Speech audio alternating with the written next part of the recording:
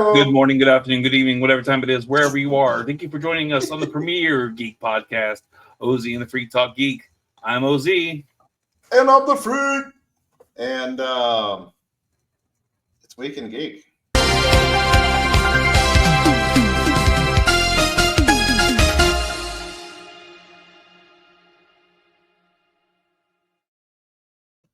Yeah, we're back. Sha. I'm on it this week, sir. I know. That was awesome. Title, intro, like back to back.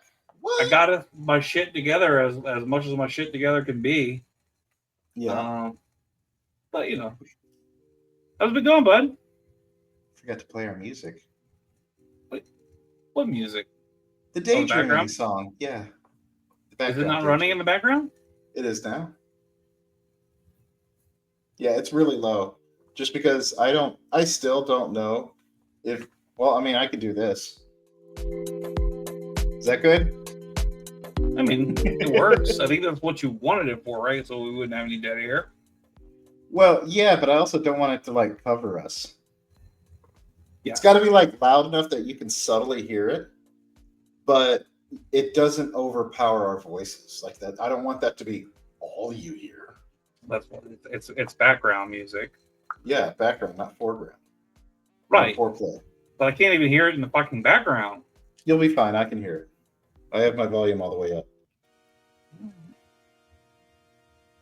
Would you stop? You're going to get us banned again. Only in Germany or Russia. Oh, for now. For now. All right. So where do we start off today? You put it back into what song that was that we had in the background. It's Daydreaming. Okay. Daydreaming. Okay. Daydreaming. There you go. Yeah. Yeah. You gonna start us off tonight, Freak? I mean, I can. Let's see. All right. How about this? Since I've been talking about stuff like this lately. Doop doop doop doop doop doop doop doop doop. Oh shit! Where's the image at? There it is. Oh hey, I forgot to share my screen. Present. Share screen. Tutorial. Oh. There we go. Oh yeah, that came out this week. 28 years later. It began in 28 days. It spread in 28 weeks. And in 28 years, it evolved. So we've got 28 years later. Hit theaters this week. And while it didn't explode out the gate, like the rage-infected virus it still managed to pull in a solid 60 million worldwide on its opening weekend. Split evenly 30-30 between both domestic and international. Which is not bad for a horror movie. Exactly. That's what I was going to say. Not bad at all for a rated R flick. Rated Rs don't usually top that, even though they should. And not even just for horror, but a horror sequel. Yeah. Mind you, a horror sequel. It's fantastic. The movie reportedly they had 75 million in the actual budget for this film. So the fact that they've already pulled in 60 million opening weekend is pretty fucking good. Right. Is that 70 million plus what they spent on what's it called? Advertising? Yeah. Marketing. I couldn't tell you. I don't have those numbers. Right on. So, but we'll see where it's at. But however, meanwhile, over in the land of PG rated, Pixar's Elio opened to just 21 domestic and 35 million globally, which is actually a record low for the animation studio of Pixar. I didn't even know that was coming out. That's part of the problem, people are saying. It was so it is a record low for the studio. Yes, it's actually worse than The Good Dinosaur, which I never heard of. It's worse than Oh, Onward, I love Onward. okay. Here's the problem though. It made worse than Onward, and Onward came out days Pandemic. before COVID shut down theaters. So this is officially Pixar's weakest box office debut ever. And a part of this that they're saying it's either this is the potential of Pixar's fatigue. It also has to do with marketing. I don't know what this movie is, Elio. I've never seen anything for it. I have no idea what it's about, and I didn't know it came out. So yeah, dude, I'm gonna chalk this one up to a huge marketing fail. Big time, dude, because I legitimately like have my phone in my hands. I'm on the internet, at least 12 hours of the day. Yeah. And on social media, and I've heard of it. I heard that it was supposed to be coming out, but not exactly when. I didn't know it was this soon. So that's really surprising. If you get a chance to watch The Good Dinosaur, that'll make you fucking cry. I don't want to cry. If I want to cry a dinosaur movie, I'll watch Land Before Time. Littlefoot. This is this generation's Land Before Time. That's fair. Speaking of, I was going to talk about this, but I decided I didn't want to. For the first time, Funko Pop is finally releasing Land Before Time Funko Pops. I saw that. Which actually really surprised me. Out of all of the, I feel millions at this point, or hundreds of thousands of different types of Funko Pops out there, for sure, I would have thought the Land Before Time would have been a market they would have tapped. Just having about all the other thousands of licenses they have, that one wasn't a big one. It has since eluded them till now. Mm-hmm. So, yeah, so that's my first one. The only Land Before Time like merchandise I can recall were like the Pizza Hut puppets. Yeah, where they were like really kind of stiff, but rubber. You could put your hand inside of them, and then like the middle finger would be the head, and then you had the legs and the arms. Yeah, I had that. I had those. I had Sarah and Spike. I think I had Spike and Littlefoot. Yeah, because I remember I had the long neck. Nice. Never had the 3-horn. Never had. Oh, that's Sarah. That's Sarah. Yeah. Yeah. Okay. Well, Vince, since we were talking about horror, let me give you my little horror news that I have at the moment. Okay. Boom, boom, boom. Friday the 13th. Oh, wait. You shared my screen. How did I share your screen? Because I can share your screen. See? All right, quick fucking. All right. Friday the 13th TV series Crystal Lake finally starts filming with a perfect code name. The 12th film, often lucrative Friday the 13th franchise, has been on ice for a long 16 years now, but the hiatus will soon end with the release of Peacock's Crystal Lake series. The show was announced all the way back in 2022, with Hannibal's Brian Fuller and the original film's Victor Miller set to write and executive produce it. However, in May 2024, Fuller was let go as showrunner, and the series looked to be a serious trouble. Fortunately, it rebounded quickly, and Brad Caleb Kane, who is also serving as co-showrunner in the upcoming It, Welcome to Derry, being brought in to replace Fuller. Some mystery still surrounds the series, though, but now that Kane has confirmed via his Instagram account that the shoot has officially began, excuse me, and it's got a code name. Please tell me it's Saturday. Oh, okay. Damn. Mama's Boy. Perhaps some of those mysteries will have some light shown on them soon enough. The Crystal Lake TV show arrives courtesy of the A24 banner. So A24 is pumping out a lot, bro. Yeah, they are. Alone, which inspires confidence. Couple that with the casting of the ultra talented Linda Cardellini as Pamela Voorhees.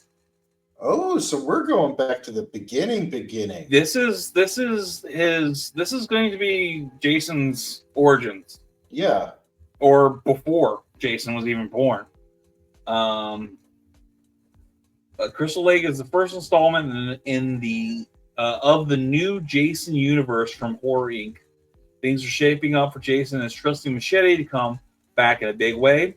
They have not only a series to look forward to, but also the inevitable slew of films. Awesome. So yeah.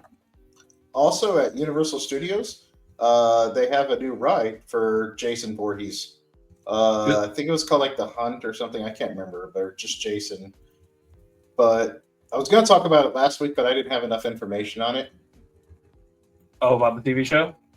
No, about the new ride. The new Jason ride. Nice. Well, anything else about it? That's all I got. That's why I didn't talk about it. There's Fair a enough. new Universal ride about Jason. Well, no. So what was funny is because this is the 12th installment of Jason Voorhees, as you mentioned, and you said it had a funny name. I was just thinking how hilarious it would be if it was called Saturday the 12th or something, or Thursday the 12th. I have a T-shirt that says Saturday the 12th or whatever. Like it's funny. It's good humor, good wholesome humor. Fair enough. So since you went ahead and showed it, and we're talking about horror, let's talk about the 50th anniversary of Jaws. And is that a Mondo poster?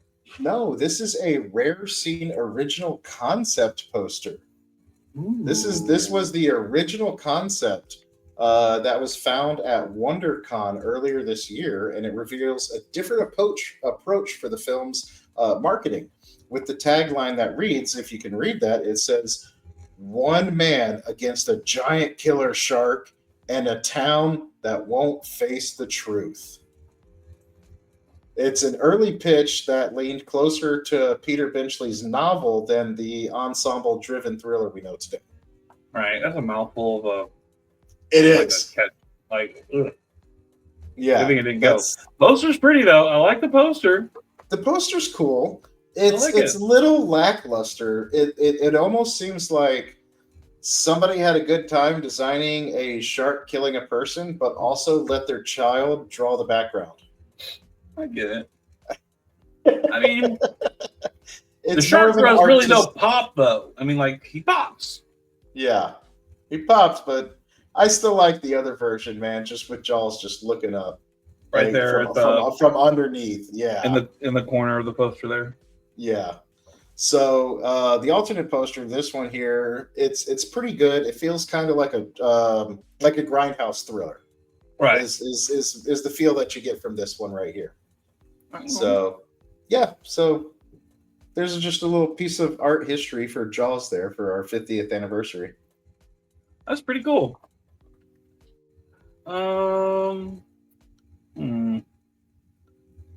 Let's see. Let's see, I'll go next. Damn right you will. That's why I'm stalling.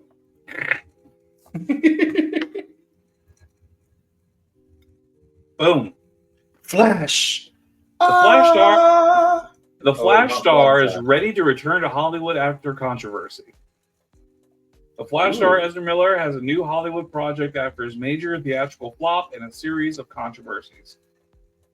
Wait. Allegedly kidnapping a child. A DC movie flopped? This is shocking and a shocking revelation, right? What do you look? Okay, like I am not a DC apologist. You know, like, okay, despite me having the Green Lantern tattoo, like all right. You know what? Hold on a second. We're gonna.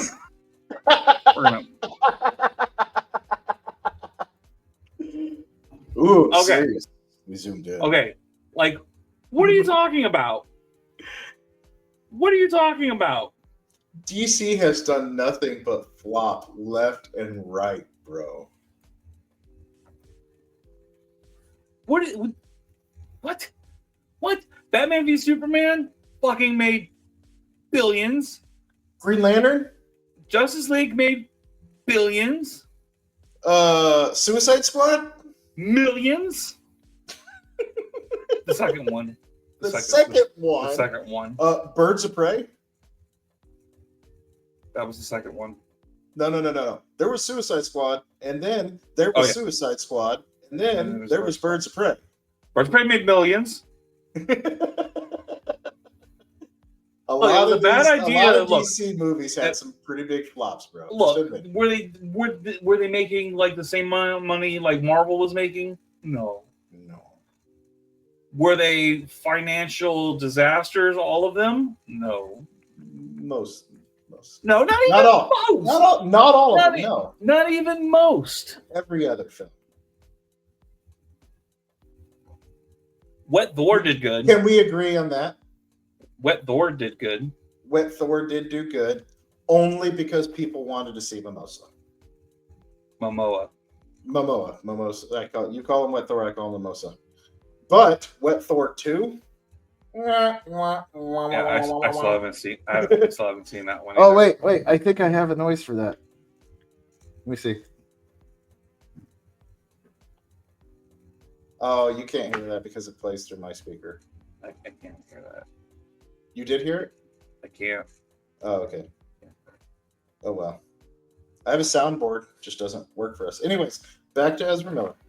Ezra Miller, the star of DC's ill-fated The Flash movie, has signaled a readiness to return to Hollywood, revealing a new filmmaking project is in the works with acclaimed director Lynn Ramsey. Miller made a recent appearance at the 2025 Cannes Film Festival, primarily to support Ramsey, whose latest film, Die My Love, premiered in the competition.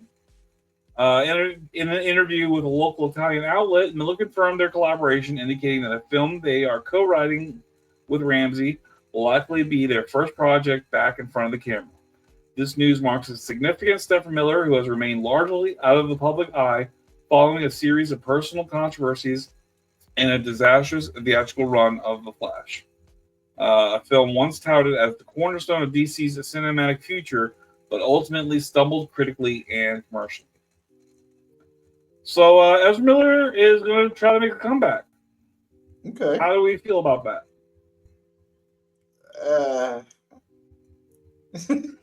You're asking the wrong guy. Okay, so I will say this. Flash, I originally thought Flash was going to be DC's saving grace. It could have been had Ezra Miller like kept his dick in his pants for like the year leading up to it. Yeah, his personal life single-handedly brought it down. Fucked the Flash movie, and I watched the Flash movie. It's fine. It's a fine retelling of the Flashpoint story. It's fine. Yeah, it's got some chuckles. It's not the worst movie I've ever seen in my life. Okay. Mm-hmm. But I was never sold with Ezra Miller being the Flash, but like whatever, it is what it is. I just got as far as I was concerned, he was what's his name from Fantastic Beasts, you know. But the Flash really underperformed in the box office, grossing around $270 million worldwide against a budget of estimated to be upwards of $200 to $220 million. So it made more than budget. It wasn't a flop, but it didn't do the whole thing that it needed it to do. Is this Ezra Miller? I can't. Damn it. Camera angles. Hold on. Some dude in a dress. Yeah, I know. That is them. Wait, okay. Never mind. That answered a lot of questions right there. That is them. Okay. Because I'm looking up pictures, and I was like, no, not that weird looking person. I'm looking for the guy that plays the Flash. And then I was like, okay, it's the same guy. Yeah. Look, that's interesting.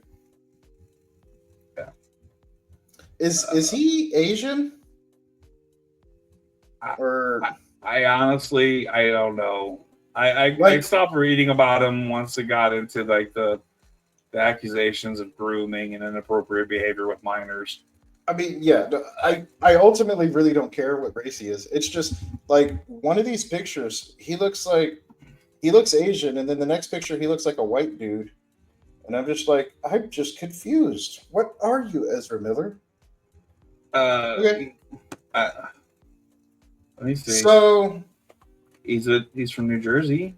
He's Jewish and Dutch German. I would have never guessed any German whatsoever in that dude.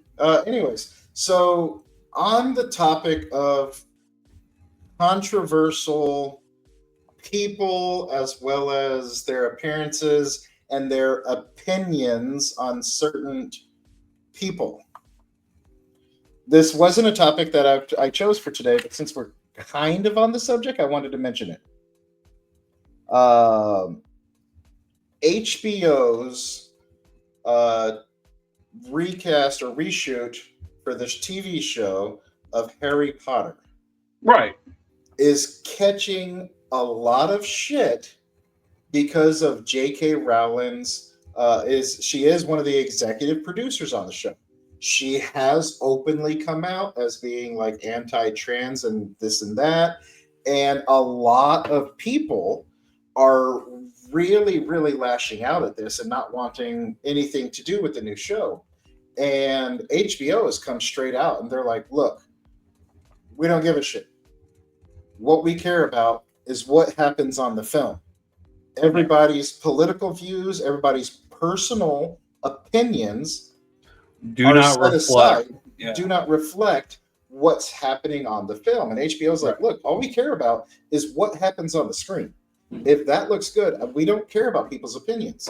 We're here focusing on giving y'all a great show. Part of me is like, I really like that. Sure. Because in a way, people's personal opinions shouldn't matter.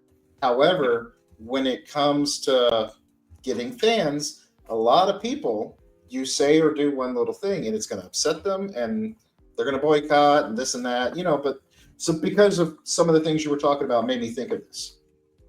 And they have every right to boycott, and they have every right to to come up in arms on it or whatever. That is their right. That is their part of their freedom of speech that everyone is allotted here in the United States.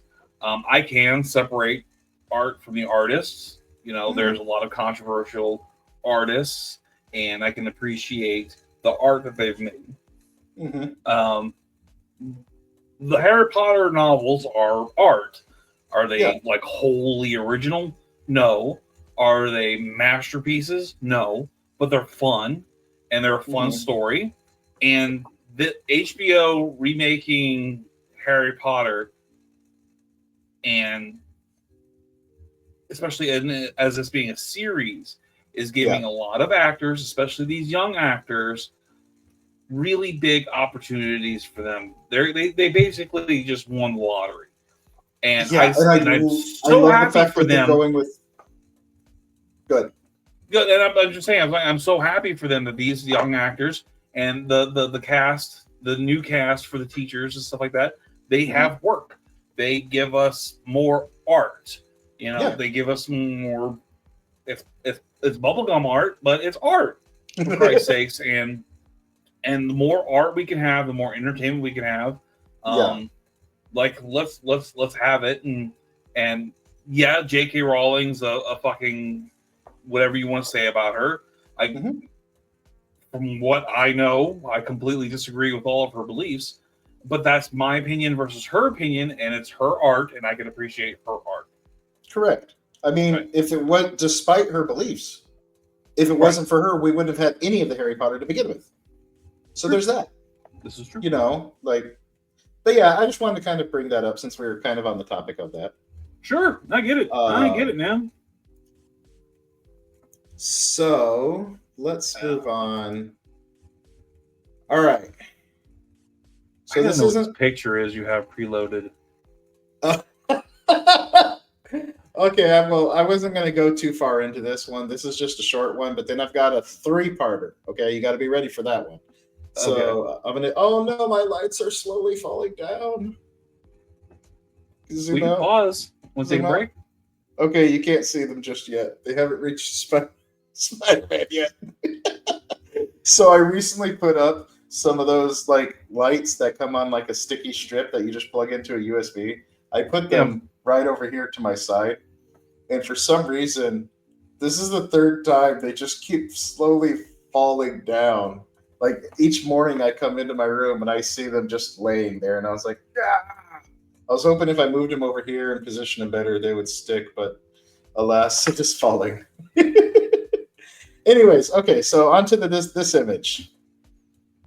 Let's see. Oh, where did it go?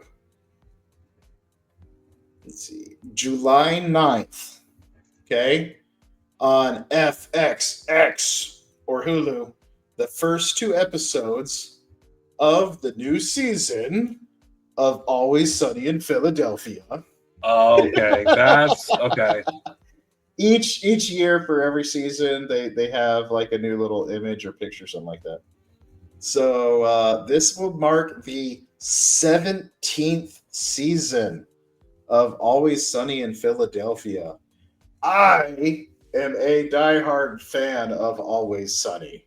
I remember, and I've mentioned this to you before, I don't watch podcasts, right? No. Even though we do a podcast, I still don't watch podcasts. There's only one podcast that I told you like I've ever kind of watched, and that was actually It's Always Sunny in Philadelphia, where they're kind of like sitting at a table and basically shooting the shit about some of the episodes and different things that they got into during the episodes and stuff like that.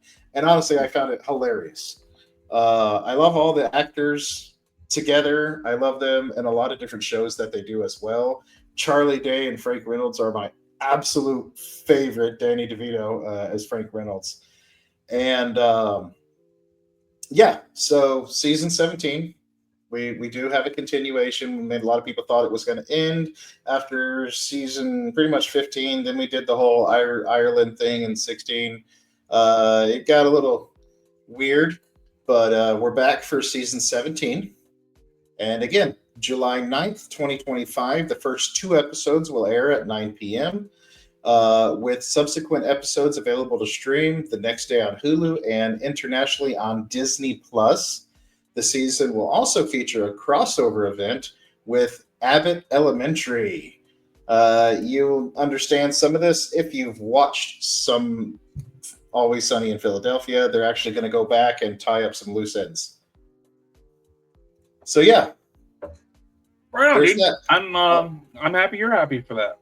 I know. Yeah, OZ over here is not a fan of Always Sunny. So there's I'm not a fan. I just haven't watched it yet. And that video that you asked me to watch earlier. Okay, if that's so the video I was asking him to watch earlier is a video of was that all on there? Did not take it down? That was all on there. I'm an idiot. Whatever. The video I told him about was there's a crossover video that somebody fan made in which Frank Reynolds, as you know, Danny DeVito as Frank Reynolds, different scenes of his were superimposed into Lord of the Rings, and it was just different takes on it. It's fucking hilarious. Like, Google it, YouTube it. Well, give him a little taste of it right now. Okay. Who the hell are you? Feely. And Keely. At your service. No. We're waiting for Nikki and Alexi.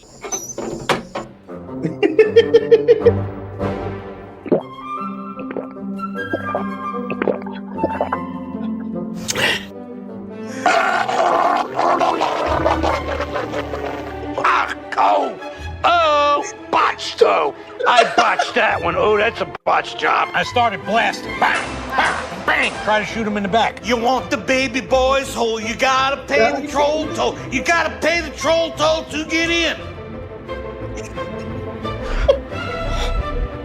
You cannot hide. Where are you, Weapon? Run! My point is, he's clearly overreacting. I'm gonna get you, Weapon. Oh god! I will be dead before I see the ring in the hands of an elf. Let the guy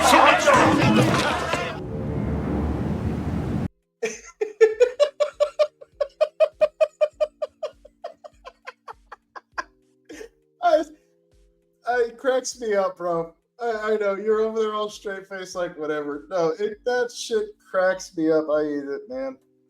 Frank Reynolds is funny. I love it.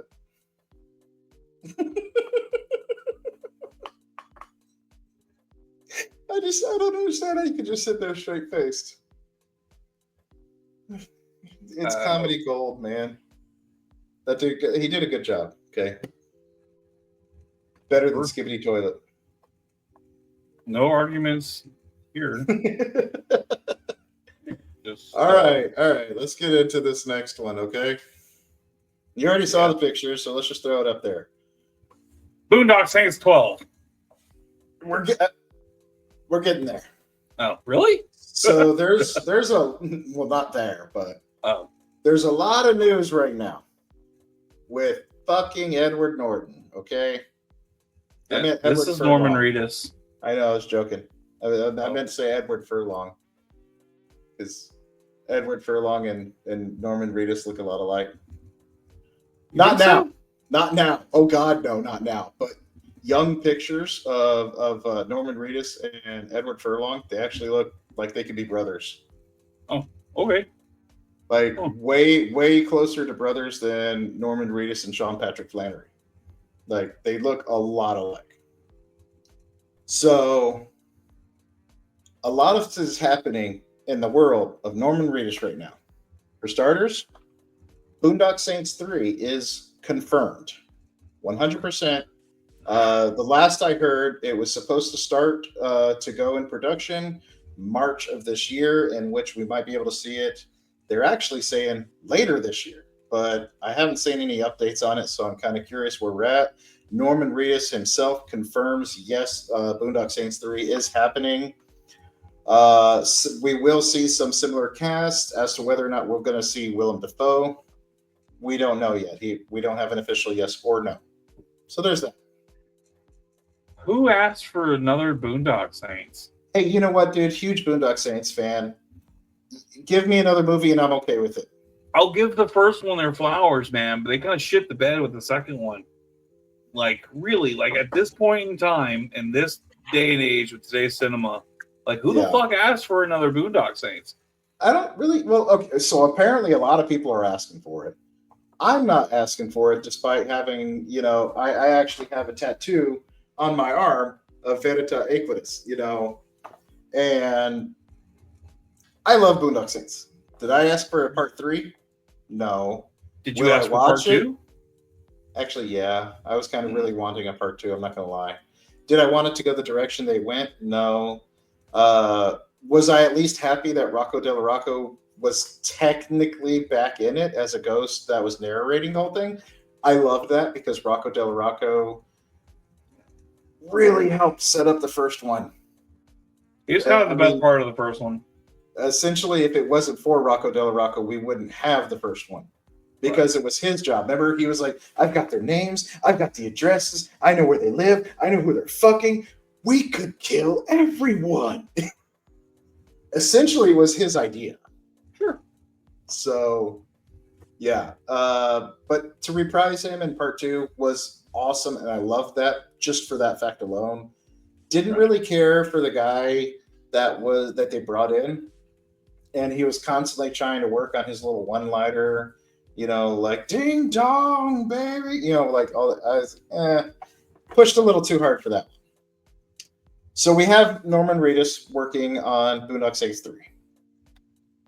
We also have hold up. So we do have the director's cut currently on Steam for Death Rising. We do have, Death Stranding. I don't know why I said Dead Rising. Okay. Amazing game. I'm just mixing my words up here. All right. We're also getting an animated movie from the creator, the writer of Prisoners, Aaron Guzikowski. I hope I didn't butcher that. Not sure if I did or not. Aaron Guzikowski. Yeah, I'm not really familiar with any of his work, really. Right. But let's see. The animation is being handled by Line Mileage, a studio with experience in turning game worlds into compelling animated stories. Recent work includes Tomb Raider, Legend of Lara Croft, and Castlevania, both praised for treating their source material with care while delivering stylized visuals and mature storytelling. Not only are we getting the animation, we're also getting a live action Death Yeah, Stranding I was just by looking at that. yes, Hideo Kojima says he'll guide the Death Stranding movie, but he knows when to step back, and he says that he has to trust these people. So, and again, you mentioned it earlier. Death Stranding moves forward at A24. A24. Again, Fucking A24. This is wild. They keep knocking this shit out. And I feel like they came out of nowhere. Like I'd never heard of them before. Next thing you know, it's just big bang boom, just movie after movie, each one being a successful hit. Like they're doing good. They've been around since 2012, dude. Yeah, but I never heard of them is the thing. Man, there's gotta have been stuff that I've seen of theirs. So yeah. So not only are we getting Death Stranding animation adaptation, we're also getting Death Stranding live action film. And wasn't there a new Death Stranding game too that came out not too long ago? Death Stranding 2 on a beach. Okay. Is what I just read. I don't know if that's true or not. But okay, so we did Death Stranding 2. I knew that. Spring Breakers was an A24 film. The Blue Ring, Tusk was an A24. Tusk? Oh my god, I love Tusk. Let's see what else. Ex Machina. Fuck that was it's good. gonna fall. Oh well. I mean, they've got a lot of other movies. Oh, The Witch. Did you ever see The Witch? Oh yeah, dude, with Black Phillip, or was it Black Phillip? Yeah. Okay. The Lobster, Swiss Army Man. I think it's probably. So I never saw that before one. I saw Tusk. That was with oh my god, Frodo, right? No. Not yes. Frodo. Frodo and Harry Potter. Yeah, Frodo and Harry Potter. Oh wait, no. No. Wait, who's in that one? No, it was either Frodo. It was Frodo or Harry Potter. It's one of them. It's Harry Potter and the new Riddler, Paul Dano. I don't know who that is. Yeah, you do. Okay. So, remember how I told you there's a lot happening with Norman Reedus? Yes, there's even more. There's even more. The Walking Dead's Daryl Dixon spinoff. Season 1 and 2 are already out. Season 2 introduces Carol, in which we had Daryl Dixon to return, brought back beloved character Carol. Well, they've just announced Season 3. Nice. So I have not watched this yet. I haven't either. Because I'm like, isn't he over in France? I really don't know. They're trapped. It's Walking Dead. You know, you blink and they're in another place. I don't know. Yeah. So season 3 is going to have Carol, Daryl Dixon. They're going to introduce more people. It's set to premiere Sunday, September 7th. So yeah, got some time. I mean, he has got a lot going on. I mean, for a character that also like wasn't even in the comics. The staying power of Norman Reedus on The Walking Dead It's pretty it's pretty impressive. amazing. It really is. I mean, he's just everybody fell in love with his character immediately, man. Sure. I mean, once they killed his brother Yondu, it was just nothing but him.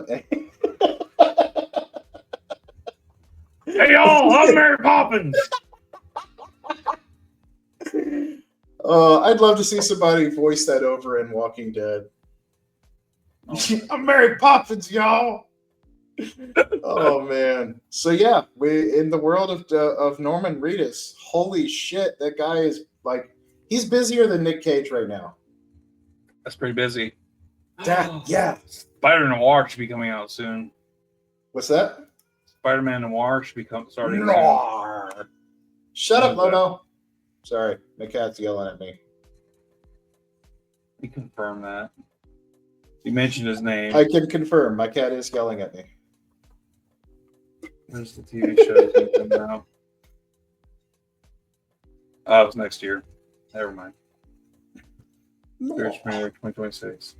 Spider-Man Noir has me pissed off. Why?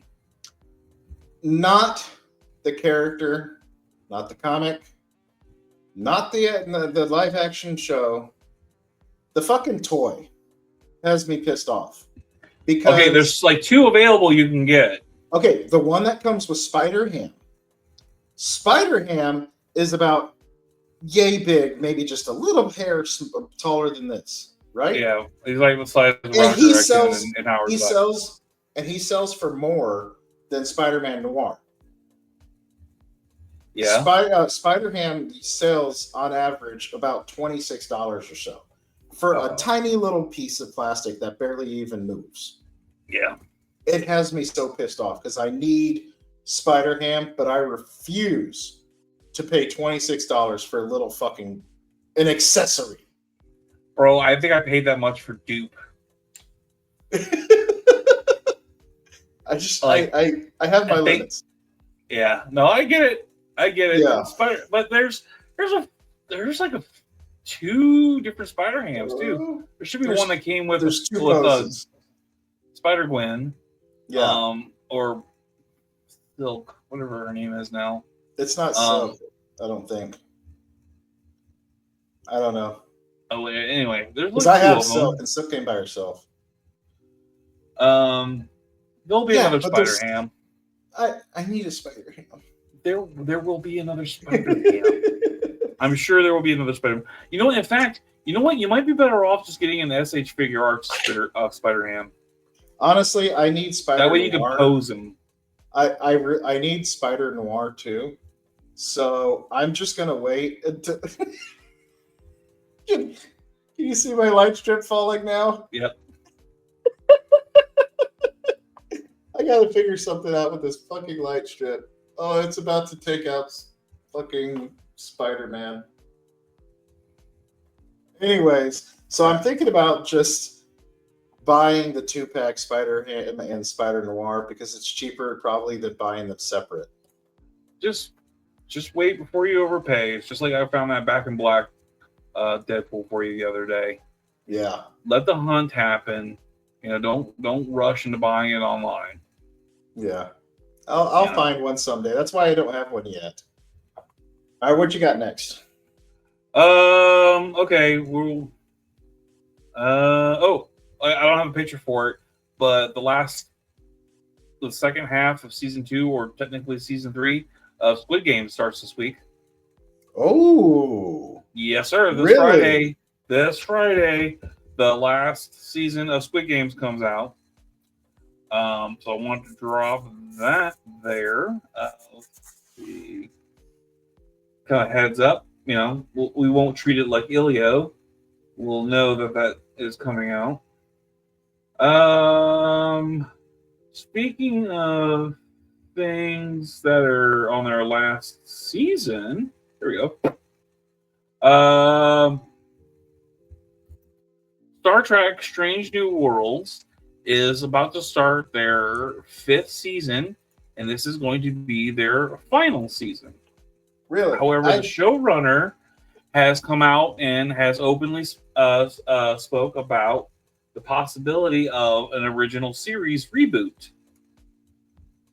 So, if anybody knows about Paramount Plus's Star Trek: Strange New Worlds, this takes place before the original series. So, this is when Captain Pike was captain of the Enterprise, and Spock was his second in command.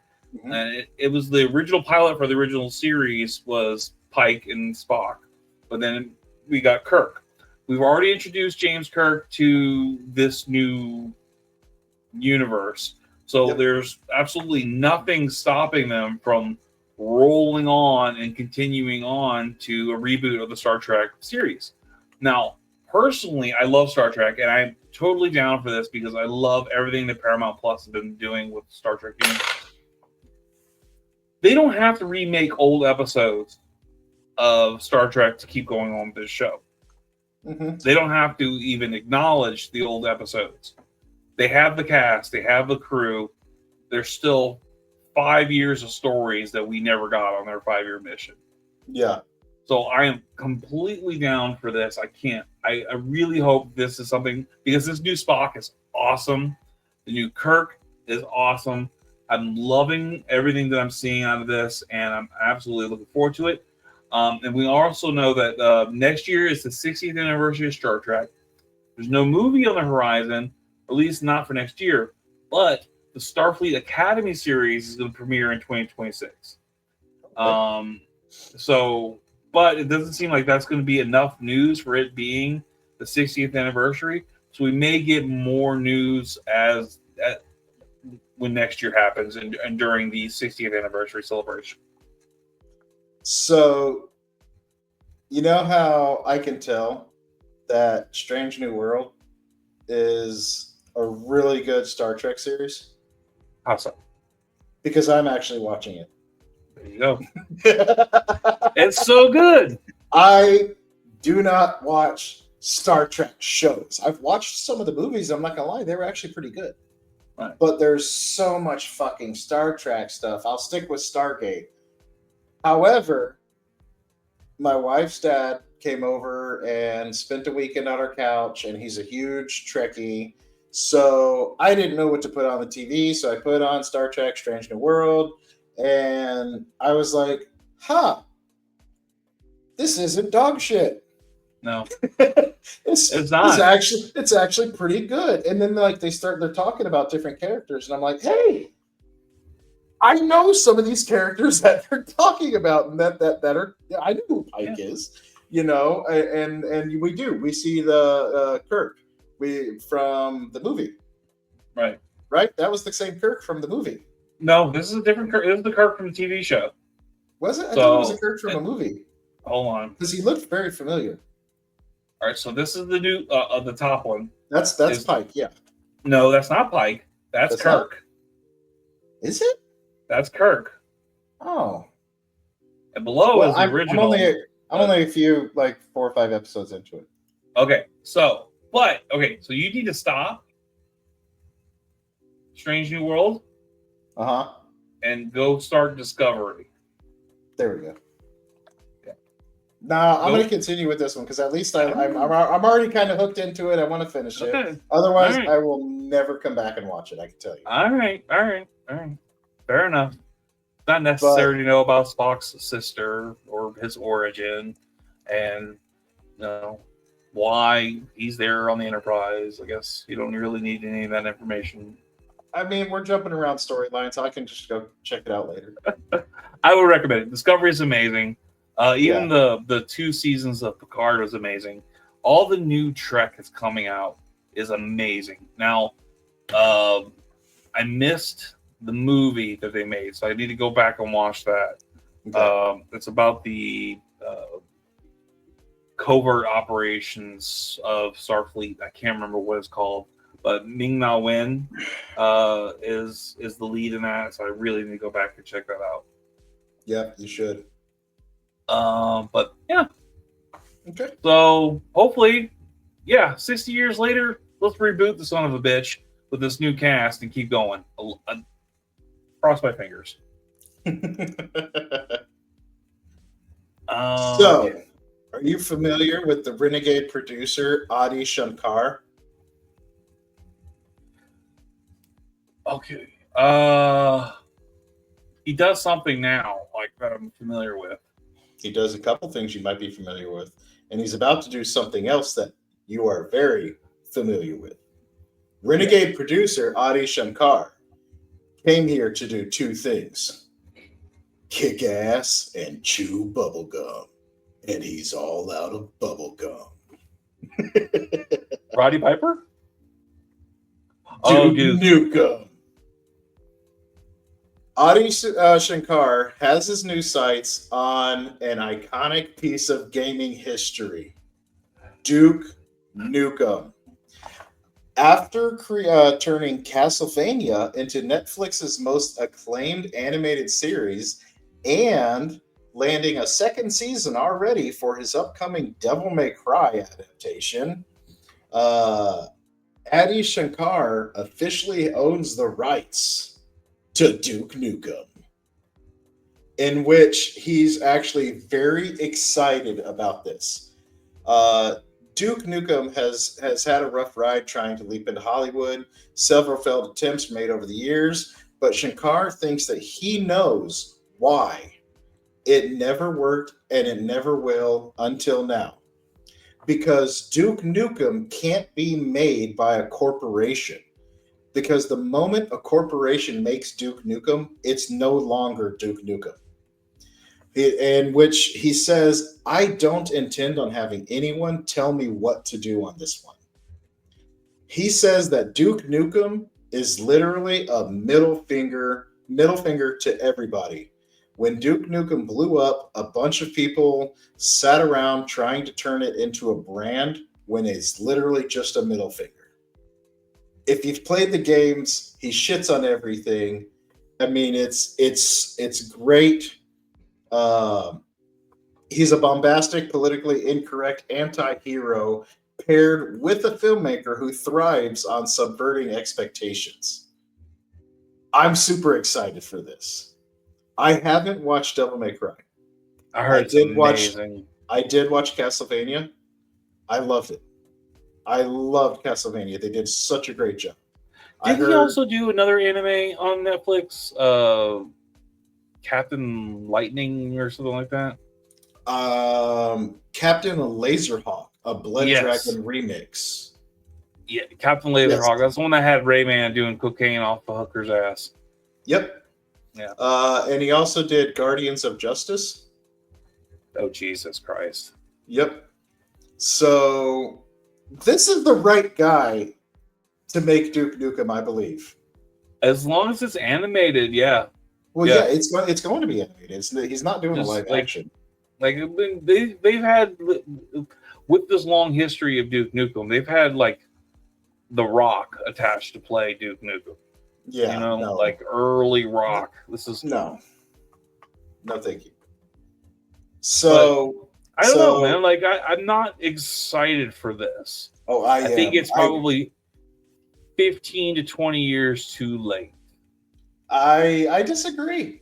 I love Duke Nukem. I've always loved Duke Nukem. I've played all the games. My life just finally crapped. I think he's going to do justice to this, and I think we're going to get the new Duke Nukem that we deserve. The vulgar, it's going to be rated R. He even says in an interview, he says, I grew up on action-heavy Saturday cartoons. American Saturday cartoons were fucking sick. I didn't even live in America, and I watched them. They made me want to be here, but they were boxed in by broadcast standards. And I wondered what these stories would become if they weren't held back. So he tells you right there that he plans to not hold back with Duke Nukem and let him be exactly what he needs to be. You know, okay.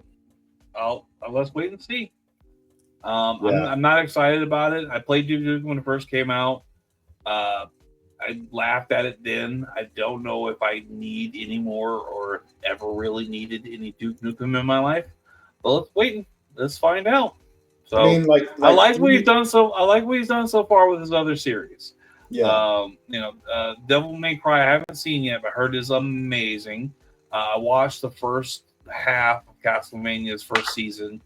And Captain Laserhawk, I thought was fucking like a coke-filled like fever dream that was really fun to watch.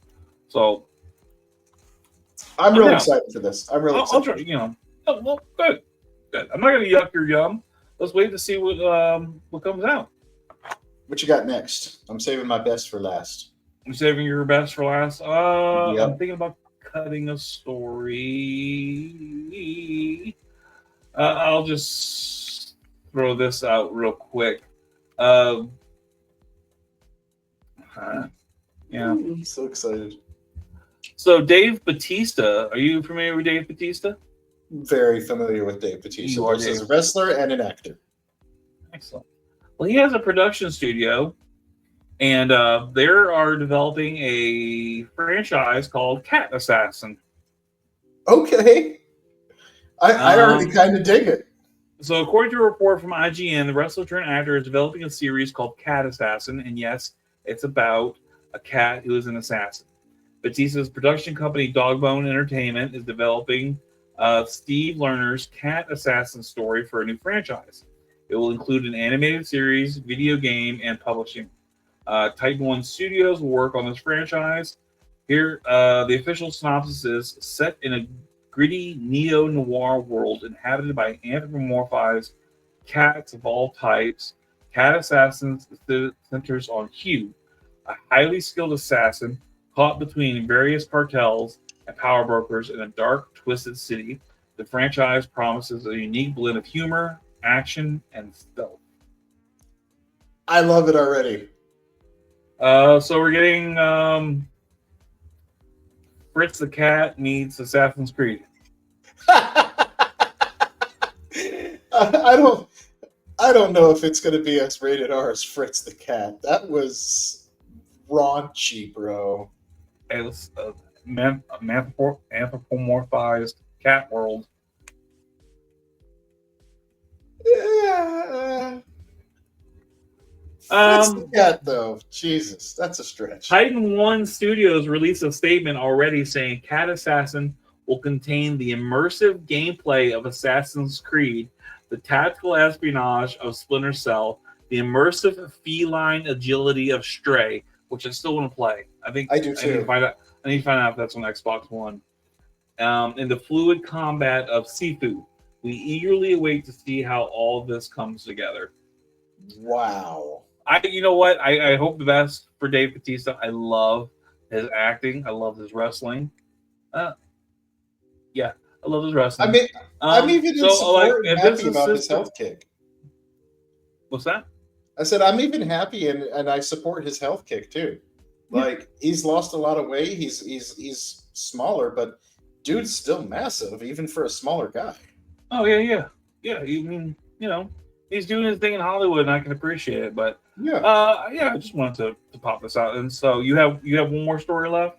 I have one more story left. All right, let me throw this one out here real quick because this one's got to be mentioned, and I'll forget the other one.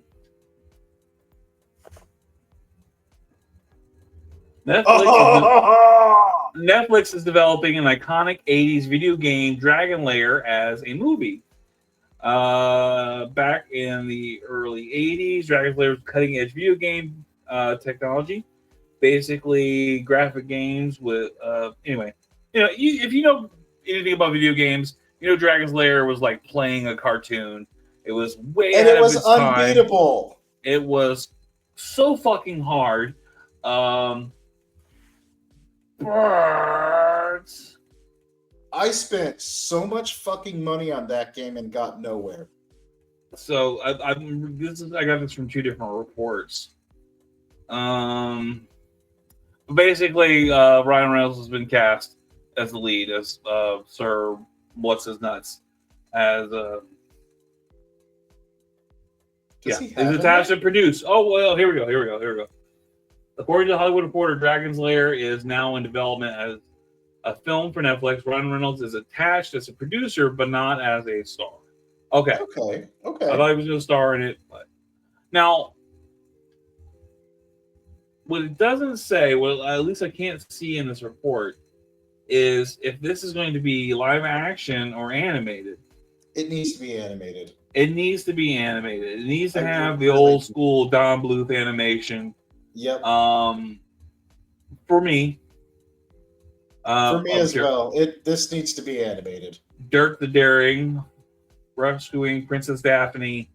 Yeah, dude, this needs to be like a feature-length trilogy of fucking like, and I don't know where Don Bluth is. I don't think he's still alive, or his production company still exists. Yeah, but this art style needs to come back in a big bad way, and just the way to do it. It would be truly amazing if Netflix didn't cancel their interactive movie and show interaction program. I don't know.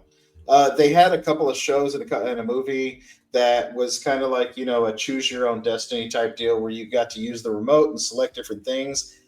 That would have been perfect for it. It would have just been the game again. Yeah. I don't need the game. I don't need a hard-ass fucking game on Netflix. I want to see the goddamn story. Now I have to go on YouTube and watch a playthrough, and I can watch a playthrough of somebody playing the game. Yeah. And it's fine. Give me a fucking movie. This would be perfect. I love this. And so, if you're not familiar with Dragon Slayer, it was a game where you're playing as, I guess, Dirk, and because I never knew he had a name, and you had to choose his reaction or action and reactions, but you had a couple of seconds to decide. Like, you come to a pathway. Okay, what do you do? Left, right. You have to decide real quick. Okay, left. Boom, you fall into a pit and you die. Fuck! Yeah, and then it's kind of like as Simon says, you have to memorize where you went, in order to complete the game. And it was an arcade game, and I spent so much money on this arcade, and I got literally fucking nowhere. Yeah. It was sad. I get it. I played it a few times. The few times I actually saw it in like in the arcade. I actually think I've seen this like in the foyer of Walmart when Walmart was still having the they came out with toys of them, and they came out with toys of them I don't know how many years back, but I remember seeing them. Oh man, you know what? And also, this kind of goes into one of our previous episodes we've talked about. It's also have an animated series. This that we did talk about in NES to VHS. Oh 80s. Yeah, you're right. I was trying to save a picture and show it, but I can't. It was the wrong kind of format. But yeah, more Dragon Slayer. I love it. Let's go. So, for my last bit, do you remember the Spider-Man 1967? The original animated cartoon series of Spider-Man 1967. Yes. Okay. Yes. That was before Spider-Man and His Amazing Friends, right? Correct. So the reason I have to show this is because I don't have the other one. I do have Spider-Man 67 collection. And after Spider-Man 67, they took a break. And in 1994, they came back out with Spider-Man. Right, the Spider-Man animated series. The Fox Kids one, right? The Fox Kids Spider-Man 1994 series, one of the most popular ones. Because there was Amazing Spider-Man as well. Right. Spider-Man 1994. It's been literally 30 years, 3 decades since the cliffhanger of 1994. They're officially relaunching Spider-Man 1994 just like they did X-Men 97. And I couldn't be any more fucking giddy and excited about this. That's awesome. Now,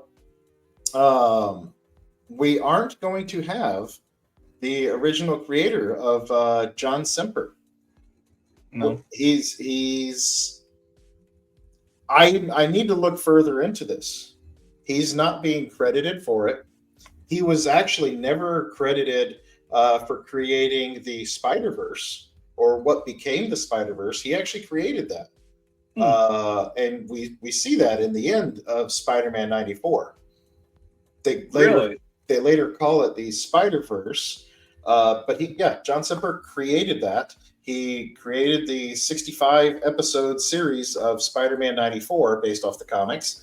And literally he didn't even know this was happening until he got a text from somebody. Oh wow. He's not credited for it. They have not asked him to step back and help out on it whatsoever. He has no affiliation with it, and it's a little upsetting. I don't know, because I just learned about this today. I don't know who's going to be doing this. I don't know who's going to be doing the art or who's taking over of this. The biggest thing that I know is it's happening. Yeah. And it's going to take off just like X-Men 97, right where Spider-Man 94 left off. We're going to get that. So we're getting this as a comic, though, not another animated series. Oh, no, this is an animated series.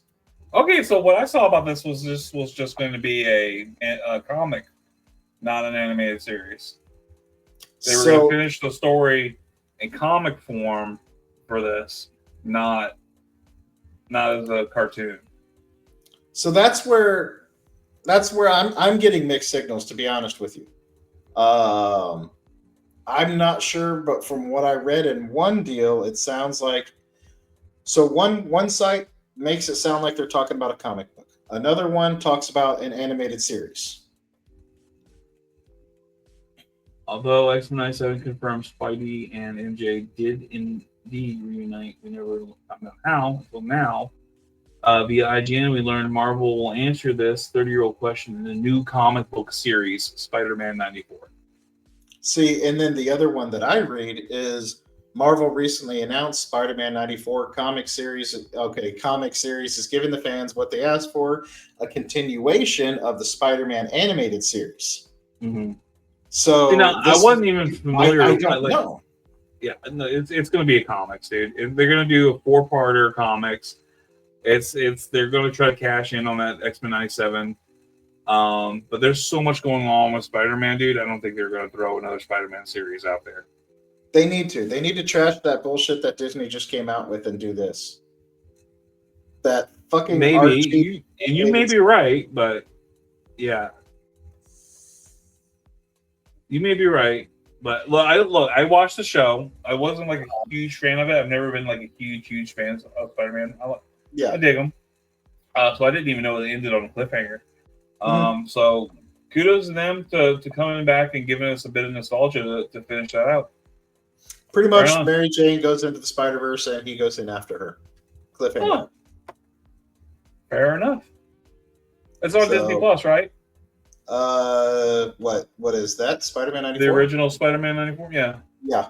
Both Spider-Mans are on there. There were two Spider-Man cartoons. So 3 in total if you count the 67.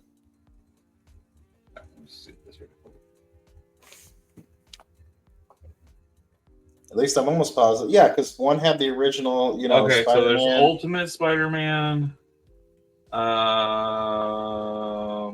movie. 1994 Spider-Man. Your Friendly Neighborhood Spider-Man.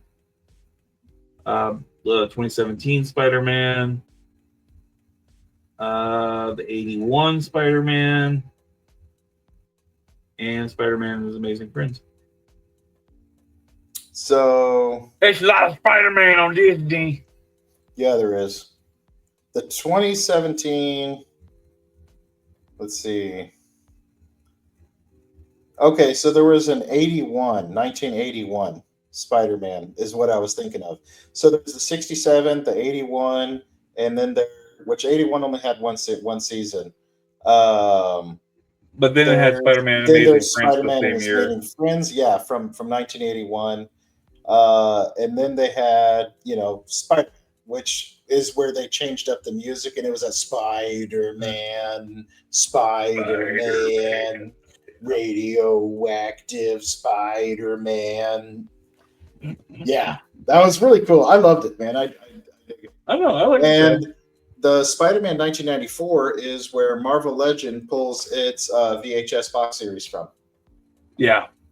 Yeah. Each of the VHS boxes, 2-packs, are from Spider-Man 1994. In fact, you can even see the Venom right there on the cover, where we get the on the picture that I'm showing you there. Mm-hmm. You can even see that Venom right here. Yeah. That they made a figure out of this guy too. So episode 13 of season 5 of the show was Spider Wars, Chapter 2, Farewell Spider-Man. Mm-hmm. Spider-Man chases Spider Carnage through multiple dimensions. Yeah. That's Spider-Verse. That was, exactly. He created the Spider-Verse and never once got credited for it. You know, that's the thing with Marvel, though, dude. Like, you create something there, it's theirs, man. And you know that when you sign up. Yeah, Like, but it would have been nice to at least been credited it. The fact that he had no credit, no mention, so many people don't even know the guy's name or anything like that. Like, well, then it's up to upsetting. it's up to sources like us to do that. Yeah, it's to me it's upsetting. That's all. Yeah, I'm still not gonna watch this show. I don't know if I can handle this. Oh, I'm 100% gonna rewatch it now. After I finish watching Silver Surfer and other cartoons that I have to watch now, I'm not gonna probably finish those in time, but I'm gonna watch them. I'm not gonna watch the cartoons. Oh, they're bad. You know, Fantastic Four. You know who the villain is in the first one? Wait, first episode of Fantastic Four. Of the animated series? Yeah. Galactus. Nope. No. Mole Man? Puppet Master. Yep. The guy that makes little sculpts out of clay and brings them to life. Yeah. Yeah. He's the very first villain. Yeah, I'm not watching it. Not So, watching it. I did enough research for our future episode on that for pictures and stuff like that. I'm not gonna watch it. yeah, I'm gonna watch it just because I still have one more movie to watch. Is it And the even 95? that, yeah. I think maybe me and you need to watch that together one day and stream or like do something. It's gonna be a tough watch. They had zero CGI in that film. It's all practical effects in the 1995 Fantastic Four movie. All right, look, I'll watch it with you, but you gotta watch the Generation X movie with me. Oh, rough. Okay, deal. All right, Deal. fucking fair enough. All right, well, and on that note, this concludes our broadcast day. Thank you so much for watching. Thank you so much for viewing. Please hit us up on all of our social medias, OATFTG, across Twitter, Facebook, Instagram, TikTok. Give us a search, OZ and the Freak Talk Geek. Is there anything else you wanted to share, Freak? Nope. All right, well, if I can, then I'd like to end the show on a quote. Okay. And in the words of the master lyricist, Master P, make him say, nah, nah, nah, nah. Nah, nah. Nah.